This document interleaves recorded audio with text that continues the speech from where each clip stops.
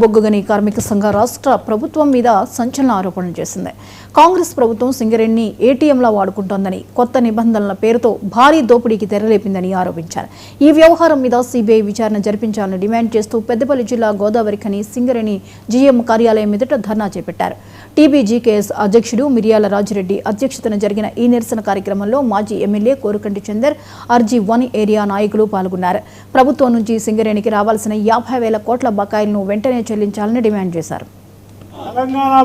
సింగరేణిలో జరుగుతున్నటువంటి అవినీతి అక్రమాలపైన, అలాగే సింగరేణి ఓబీ టెండర్లు అయితేంది, MDO కాంట్రాక్ట్ల పైన జరుగుతున్నటువంటి అవినీతి పైన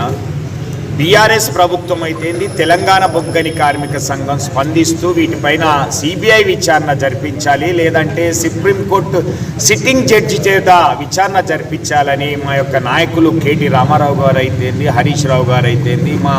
గౌరవ అధ్యక్షులు ఈశ్వర్ గారు చెప్తున్నటువంటి విషయం. ఈరోజు సింగరేణిలో ప్రతి టెండర్లో కూడా పారదర్శకత లేకుండా పోయింది. ఈరోజు సైట్ విజిట్ సర్టిఫికేట్ విధానాన్ని ప్రవేశపెట్టినటువంటి కాంగ్రెస్ ప్రభుత్వం గతంలో కోల్ ఇండియాలో కానీ లేదా కేసీఆర్ గారి ప్రభుత్వంలో కానీ సింగరేణికి సంబంధించి ఏ ఓబీ టెండర్లో కూడా లేనటువంటి విధానాన్ని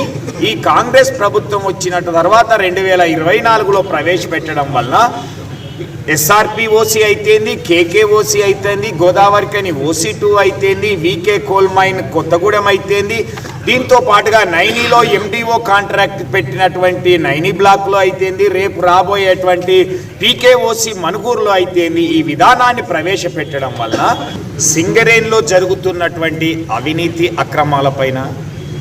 అలాగే సింగరేణి ఓబీ టెండర్లు అయితేంది, అవినీతులకు కేర్ ఆఫ్ అడ్రస్. ఇలా సింగరేణిలో రెడీమేడ్గా ఉన్నటువంటి ఆదాయాన్ని ఇలా కొల్లగొట్టడం కోసము మంత్రులు, అధికారులు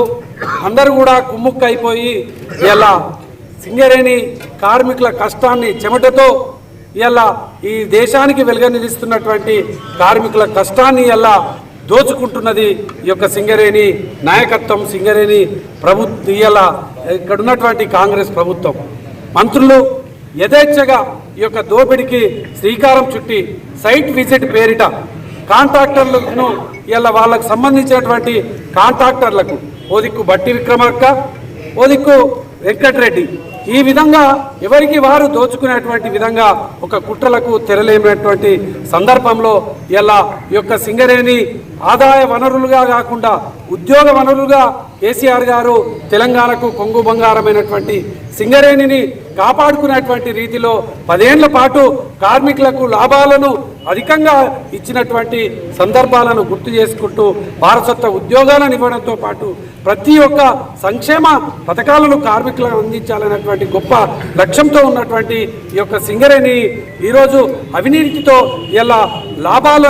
వాటాలలో ఉన్నటువంటి వాటిని కూడా దోచుకున్నటువంటి ఈ యొక్క కాంగ్రెస్ ప్రభుత్వం చేస్తున్నటువంటి దుర్మార్గపు చర్యలకు ఇలా తెలంగాణ బొగ్గుగని కార్మిక సంఘం ఉద్యమ